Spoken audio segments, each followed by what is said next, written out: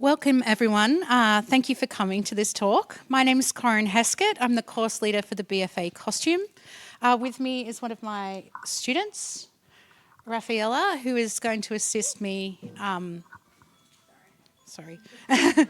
who's going to assist me with the clicker. I would like to start by acknowledging the traditional owners and custodians of the sacred lands from the mountains to the sea which we live and tell stories, the lands of the Bidjigal, Gadigal, Darawal and Darug peoples. I pay my respect to all Aboriginal and Torres Strait Islander elders, both past and present. So, you're here for the BFA Costume at NIDA course at NIDA. This course is a 3-year intensive course that addresses the realizations of for costumes for theatre, film, TV and events. We train our students in a combination of practical skills and techniques, academic practice and research, and in the management of costume production. Graduates of the course can take their qualification anywhere nationally and internationally into the diverse world of the costume industry for an exciting and highly rewarding career. We can click on. So, key course info. Our course is immersive training for the realisation of costumes for theatre, film, television and events. It's a combination of practical skills and techniques, research, academic practice and management training. It's a highly portable course with which they can take their skills into the industry, internationally and in Australia. There are a number of diverse and rewarding career options.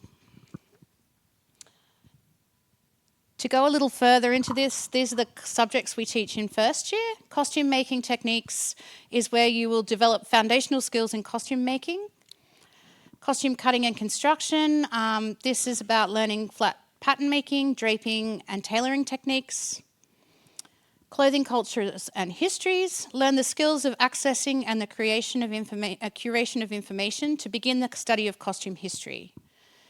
In professional practice, you're introduced to the skills for project management for costume, and in interdisciplinary collaboration, you will work collaboratively with other disciplines in the NIDA production season as costume makers, costume assistants, and backstage crew.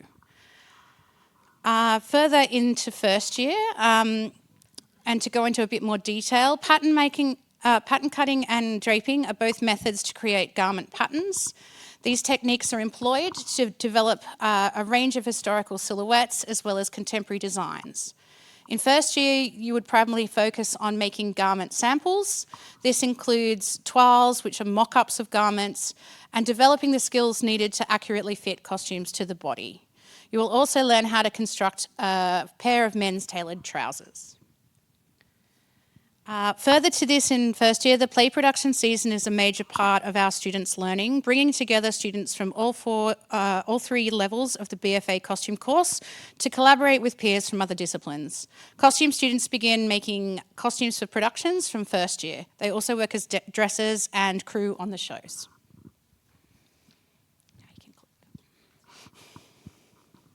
So in second year, the subjects include costume cutting and construction. In this course, you continue to develop your skills in flat pattern making and draping, as well as creating understructures to support a range of costume silhouettes and forms. In clothing cultures and history, we focus more deeply on the history of costume and how it's been represented in a range of cultural contexts, including art, film, live performance. In costume technology and art finishing, you are introduced to the tools for managing, for project management for costume. And in professional practice, that's a bit flipped, you're introduced to the tool. Basically, professional practice and costume technology are flipped around. So I'll go back to costume technology and art finishing. In this course, you are introduced to a number of technologies, including working with leather, working with sublimation printing and things like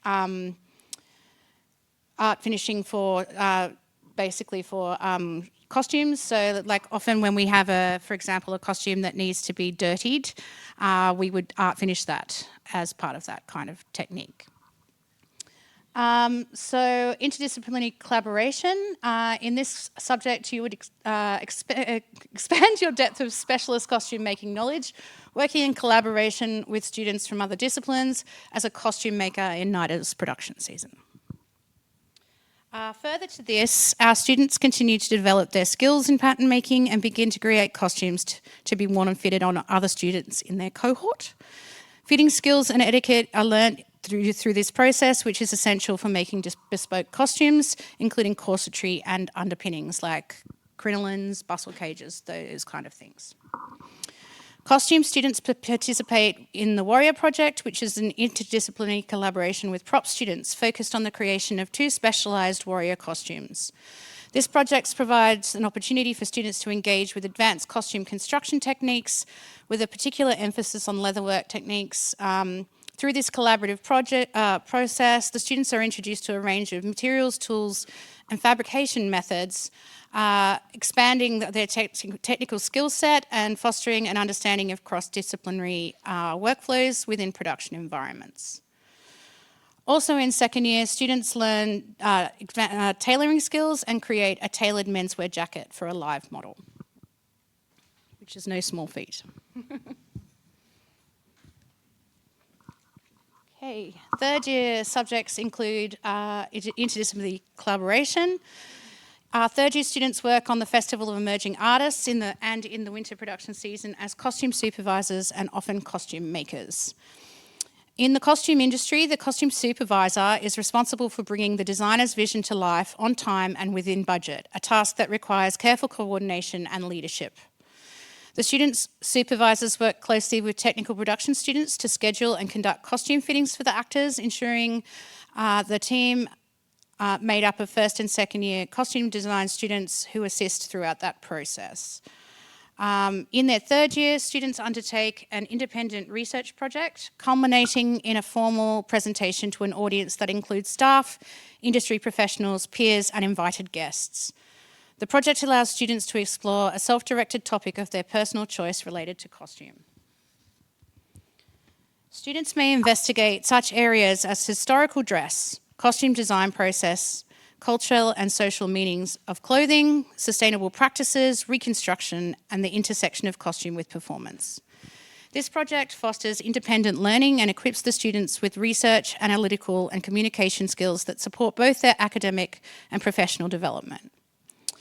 At the end of the year, both second and third year students undertake industry placements where they take their knowledge into the industry. This is where they ultimately make connections for their future. Due to the play production experience and their exposures to teachers who work in the industry, this is a seamless transition. Okay, we can click to the next one. I just wanted to talk through what we do, and this is a good way of illustrating it. This is a design rendering created by a design student. And I'm going to flip to the next one, Rafi. And this is what it looks like in realisation. So that's basically, we take something that's given to us to create, we work out how we're going to manage it, and then it becomes a finished costume. Okay, click to the next one. So what kind of careers are available for you if you come into our course? Costume cutter. A costume cutter is someone who creates the patterns for costumes. So all of our students are being trained as costume cutters as well as other things. A costume supervisor, as I said, that's the person who collates all of the costumes together to get the show on stage. Costume tailor, which is for menswear cutter. Costume maker, obviously, which would be someone who is more of a sewer rather than a pattern maker.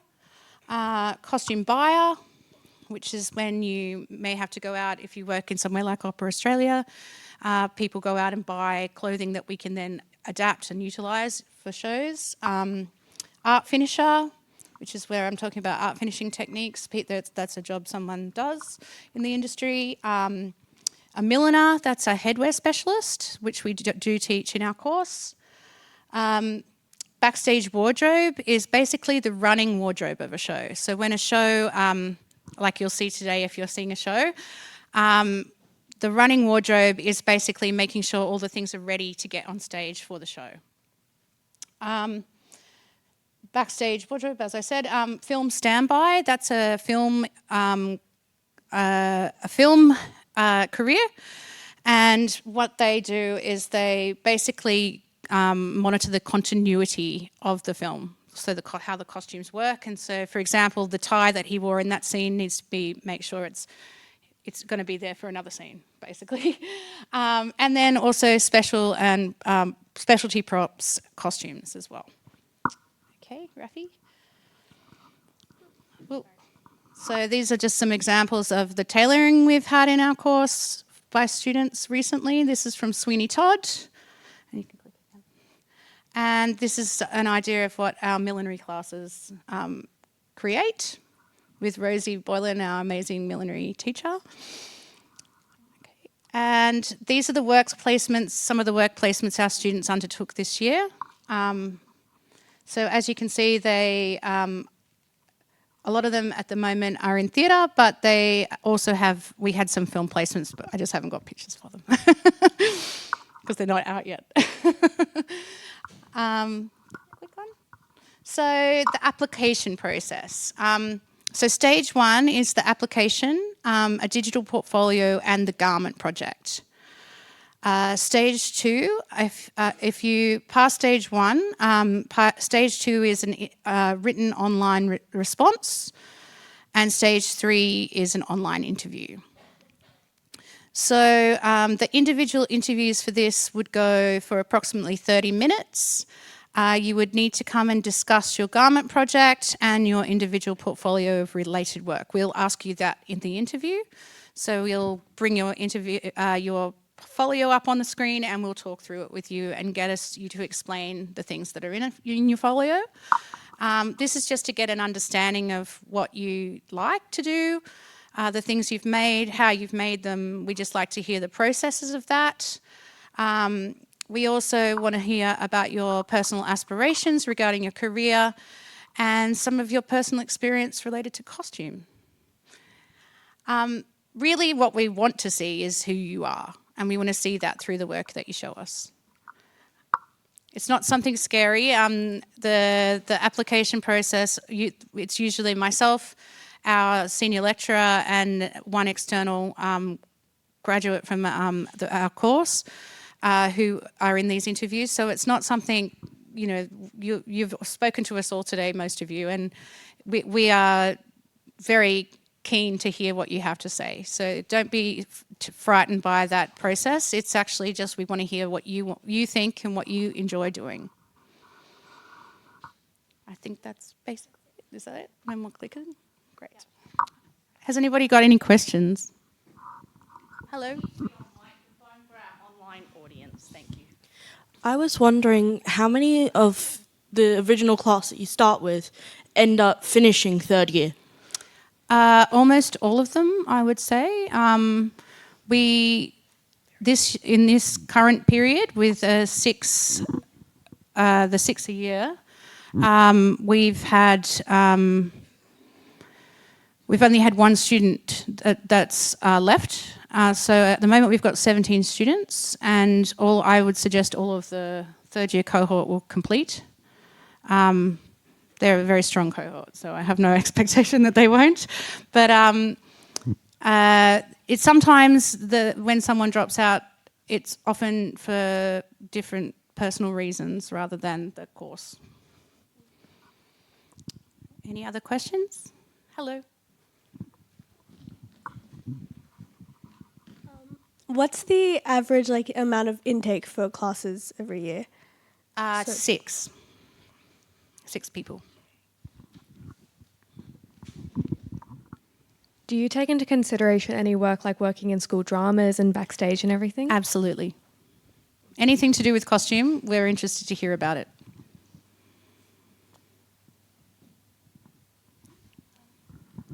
Hi. I'm interested to see, are you using AI in your programs or supporting students to use AI and the concept of pattern making, cutting, that sort of thing? We aren't at the moment, but it's something we're looking into, yeah, for the future.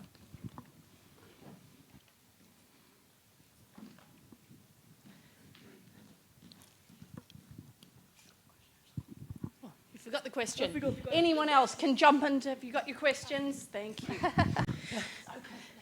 Do you consider older students that have a fair background in sewing? Yes, if you apply, we will definitely consider anyone that applies. Yeah. We try to treat people on their own merit. I just have a question from online. Yep. Would if I'd like to be a costume designer who also makes the costumes, is the BFA Costume or Design for Performance a better fit? Our course is very much about the realisation of costumes. There are opportunities for designing within that, mostly with classwork exercises, in particular in second year, where our students make for each other, and we often give them a brief. For example, the current students are about to do a bustle project that they have to design themselves, and then they create it. So there is some opportunity for design, but our students don't design for something like the play production program. That is the design for performance students that would be creating those designs. Our students then take those designs and they collaborate with those students to make the costume come to life. So that's kind of the way it works. Got a question here, and then there were a few hands at the front. There's a couple down here, yeah. Do you consider the skill level of applicants when looking at their audition portfolios? Application portfolios? Yeah, we look at your work in particular the garment project. Like, we need to know that you can actually sew. That's a very important part of our course. But we also look at how people present to us and whether that's something we think we can foster in them. So that's why the process kind of takes a couple of steps. It's like not just the portfolio, but it's the conversations we have with them. And sometimes we think someone might be ready when they're, earlier than others. So it's just one of those things. And the hard thing is we're also choosing a cohort. So a cohort of 6 students, which is something that has to be, that impacts things if people don't get along. So there's sometimes we have to try and think about who's going to work in the cohort as well. Because with being in a room with 6 people for a year is, as Rafi will tell you, quite a challenging experience. Because the classrooms, while they're great, they're not small, they're not big. And it does involve a lot of interpersonal relationships in that cohort of 6. If you can imagine being in a room with 6 people for a year, you can probably imagine what it feels like. So, yeah, sometimes it's about how people are going to be able to work together as well. There were some other questions. Sorry, where were they? Great. In terms of career pathways, do you have pathways for people looking to be a freelance costume designer, for example, who both designs the costume and makes it? That's kind of not one of the outcomes of our course, I would suggest. We have had some students who've left the course and gone on to design. That does happen occasionally, but it's very specific students that have done that. It's not something that we would see as a pathway from our course, if that makes sense. Yeah. Sorry, just another that's question. okay, yeah, of in course. terms of specialising in particular areas, for example, historical dressmaking, I imagine that's something that you teach. Yes, absolutely. Yeah. Do you want to say something?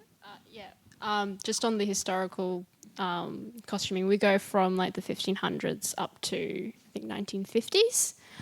So yeah, you cover all the cutting and all the shapes from then on. Yeah. Question here. What are the most popular pathways after finishing the course? I would suggest quite a few students have gone into film and worked as continuity experts on film. We've got some students who've gone into TV production. A lot of people go to places like Opera Australia. One of our students, I think, in third year this year, will probably try and get another placement there, who's already has some millinery skills. But yeah, we are often, they go to work as costume supervisors as well. That is actually quite a large and a challenging role in the industry, and it can be very exciting. Any musical you see would be, there would be a very professional costume supervisor managing that. So for example, in my career, I worked as a costume supervisor. I worked on shows like Priscilla Queen of the Desert, School of Rock, those kind of shows, and that involves, a fitting process across a number of performers in those big musicals that you see the end product on stage, but behind all that there's a massive fitting process that person has to manage, and they often have a team of costume makers to help them do that. So that's part of the way the industry works in that way. So there's often opportunities to work even in backstage wardrobe. As I mentioned, our first year students sometimes work as dressers, and quite often in their career they go back to that because it's actually quite a well-paid job in the industry to work backstage and work with actors and dressing them. So there's lots of different pathways, and it's quite flexible. Just because you've done one kind of role once doesn't mean you're trapped in that. There's opportunities to move around and change different things. Some people work as both cutters and sometimes as costume supervisors. They have those skills, so it's quite flexible in that respect. Yep, 2 questions over here. I've seen your hand up a few times and then I'll Hi, I was wondering, is the course closely linked to the makeup and hair design courses? Not really, I would say. We do sometimes work with them, but it's usually on the opera. NIDA's collaboration with the con is probably the only time we would really collaborate with them. But when we do, it's very, very good. I was wondering, with the application process... Oh, over here, sorry. Hi. That's okay. I'm like, somewhere in the room. So with the portfolio, I was wondering, what range of textile, just general creative mediums do you consider? We look at everything you send us. We've had some interesting things in the past. One of our graduates actually sent us a picture of his cat in a costume for his application. But there was like other things, what we just want to see the things that you're interested in. What kind of things did you have in your folio, Rafi? I have a lot of siblings, so I had a lot of things that I had made for them. And that was really good because it could be something like different bodies that you're fitting. And then I had past local theatre productions as well that I was a part of. I remember for my first interview, I put in a clock cover or something like that. I don't know. So yeah, it's just anything, all your sewing projects. But further to that, I was just going to say, you said your first interview. Yes. I applied twice. I got in the second time. And yeah, I'm glad I got in when I did because NIDA is a big commitment. But, just because you don't get in the first time doesn't mean the second time you won't either. And yeah, looking back, I'm glad I got in my second attempt because I was more ready, definitely then. But yeah, it's a great way. The portfolio is a great way to show like your range of skills and all your interests, and just really show your passion and who you are through it. Yeah. Thanks, Rafi. Yeah, absolutely. Cohort of 6. Yeah. How many applicants are you getting to? That's it. We usually get in the 20s. Just repeating the question. Oh, sorry. Yeah, sorry. Just for the people online, sorry, what was the question again? Oh, so you said there's a cohort of 6? Sorry. There's a cohort of 6 that you take in each year. How many applicants do you get from that? We usually get up in the 20s. So it sounds like it's not as competitive as it is, but it's very hard to choose the 6 people. It's quite a difficult process. We go through quite a lot of thinking about it and talking about how it's going to work out. And we kind of have to. Yeah, it's not an easy one, but yeah, we usually get it between sort of 20 and 24 applicants. Yep. So I've got 1, 2, 3 questions. That's great. We've got lots of time, so please. Oh, great. Good. Okay. Please ask more questions. With the portfolio, can you add stuff like your art or photography as well? Absolutely. Okay, cool. Yeah. Thank you. As I said, anything that you're doing creatively that you feel like shows us something about you, we want to hear about.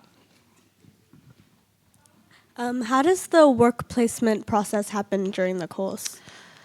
So, do you want to talk to the second year, and I'll talk to the third year? You just did a work placement.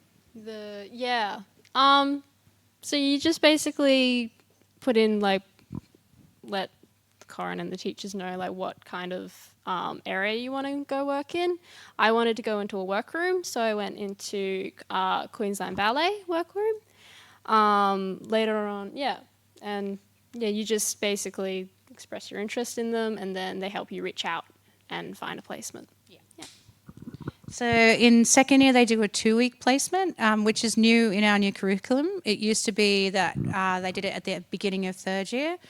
They now do it at the end of second year, which the reasoning for that change was to kind of bring them into the industry earlier. The reason for that is for the students, sometimes they get a lot of talk, especially at NIDA where they're training, about the industry. And I think it's important that the students go out to the industry earlier enough to realise what that actually means. It's not like an amorphous thing. It's like the people working in the costume industry are doing the same roles that we do at NIDA.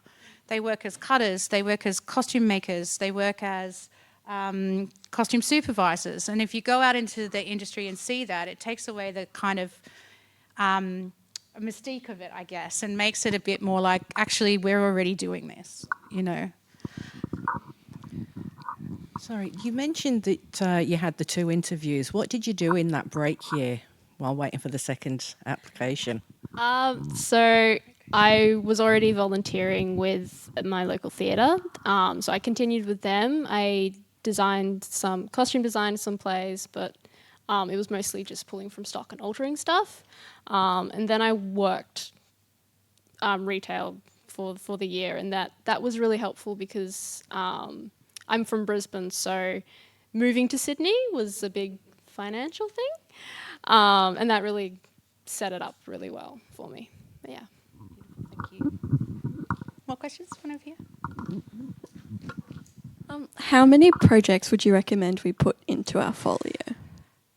Because I know it's 15 pages, but Well, try not to squish them in too small. We want to be able to actually see them, because if you've got them in the folio, we want to see, sort of how you're managing those different projects.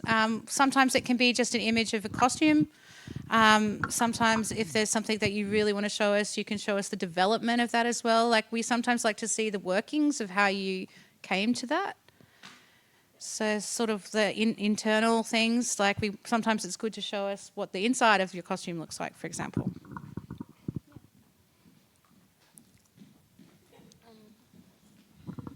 Thank you. I was just wondering, do you usually have classes back to back, 9 to 6? No, sometimes. In first year, there is a lot. Yeah. Of that. So in first year, there are quite a lot of classes just because it's setting up for the rest of the years. And then you also do 2, they call them common subjects to make the BFA on top of your discipline work as well. So you usually, sometimes it's a 4-hour block of class and then lunch and then another 4-hour block. But as you go on in the course, you do get a lot more self-directed learning time, which is really essential to get all the workload done. But yeah. Sorry, one more question. For the portfolio, would you like us to put our names and things on there? Yes, most definitely. We need to know who you are. Yeah, no, put them on. That's good. Oh, thank you. In the course, will you learn specific fabrics like silks, denims, and stretch garments? Yes, we do a dance construction project, which is a new part of the course. So that's where we teach stretch wear. This year we've been very lucky to have the amazing Jenny Owen, who's a amazing designer who worked for Bangara for many, many years, and she came in and taught the students just recently how to do amazing stretch work. So that was very exciting. So yeah, we teach students about learning about fabrics is one of the really important things in the course, because that's where our skills come in to try and work out what's the right kind of fabric for the job. Often when we're working with design students, sometimes they have less understanding of that than our students, so they have to be kind of directed by our students to choose the right kind of fabrics and the right kind of weights and those kind of things. Any other questions? Yep. You mentioned just previously that you do some common subjects also. How many of those are options? None of them are options. The BFA course across all the courses has the same common subjects. So from that perspective, in each year group there's 2 common subjects. But the common subject in second year, the second one is a bit more of a, it's the new subject that's in a week. So it's an intensive, one of them. So our second year students are going into that project this semester. Coming semester, that will be the first thing they do. But the common subjects are really great for scaffolding the work that we do in our classes. For example, they teach a lot of concepts about the way theatre and film work, and those sort of mean that in the BFA courses, in our own subject disciplines, we have space to not have to teach all those things. We can basically use the common subjects to give our students those experiences. So from that perspective, it's a different teaching team, but all of the students that come to NIDA work through in the BFA work through that. So they meet students from other disciplines as well. It's kind of a way to meet people as well. Okay, so the common subjects are, I was thinking they might be like electives where there's a bunch of them and you go, I'd like to pick those. So they're compulsory parts of the... Yeah. And how many are there? There's 2 in first year and 2 in second year. Any other questions? Yep, 2 up the front. 2 up the front. If I'm missing your hand, please just raise it higher. You mentioned that NIDA has production weeks. How many productions does NIDA put on, like, across courses? So there's, in the Festival of Emerging Artists, we have, it's basically our director's showcase, but we work on it, and our students don't make anything for that festival. But when we get into the June season, there's usually 4 shows, and our students are allocated to a show. So, for example, if you've seen any of the shows today, Rafi is the costume supervisor for Photograph 51, and you had 1 first year working with you. Yeah. So Rafi would have been supervising that first year student, if that makes sense. So each, for costume, we allocate a costume supervisor and a first year student crew member to each show. Sometimes that involves quite late hours. The shows often are on at night. So during that period, the production period, it can sometimes be quite, it can be a hard time for the students because it is, sometimes they do still have a few things they have to deal with in their other workload as well. So it becomes a little bit of a juggle. And sometimes they have to work some late nights, but we try and keep those to the minimum we can. Which is across all of the disciplines, really. Yeah, it's usually a 2-week period of having to manage the shows. You may have seen if you've come through the costume department earlier today, there were some of our first years that were doing maintenance and ironing and bringing the costumes to the theatre. So part of that's part of the crewing role. Sorry, it's me again. That's okay. In terms of sourcing materials, is that something that students are given a budget for, or do they have to source that out of their own? Absolutely, no. We never ask students to pay for anything, actually. Our course is basically, in terms of the things that the students make, they allocated a budget from the costume department in particular for the things they're doing in classwork. They get a classwork budget and they have to manage the budget. For the productions, it's similar. It just comes out more from our NIDA's production budget rather than from the costume department's budget. And in that, in managing the budget, Rafi has just been in the process of doing this, that's the costume supervisor's job on a production. So you wouldn't need to have to worry about that until you were in the 3rd year. But you would definitely have some budgetary training before that happens. We teach costume management for costume supervision management. So part of that, we do some theoretical things to train you in how to manage a budget, etc. Thank you. Just going back to the productions where the students are placed on them, is there a method to that? You look at the students' strengths to see where they would fit better, or is it just more random placement? It is a bit like that. In our discipline, we allocate, but we do really try and place the student where we think they're going to be the most comfortable, or it's going to be something that's going to actually further their career progression.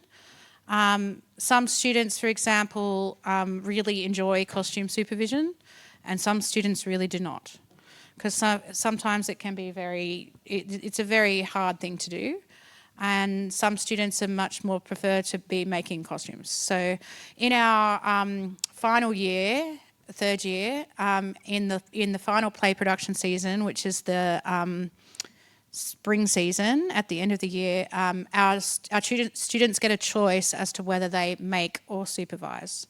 So if you're someone who in the recent season, the winter season, they have to do a make and a supervision, which gives them the opportunity to decide whether they want to do more making or more supervision.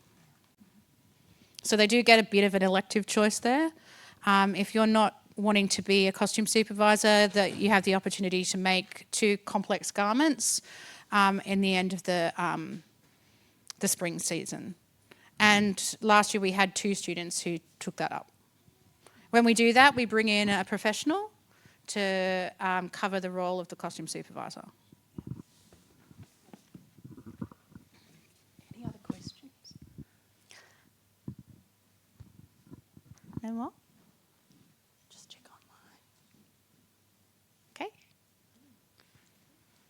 Great. Well, thank you everybody for joining us today.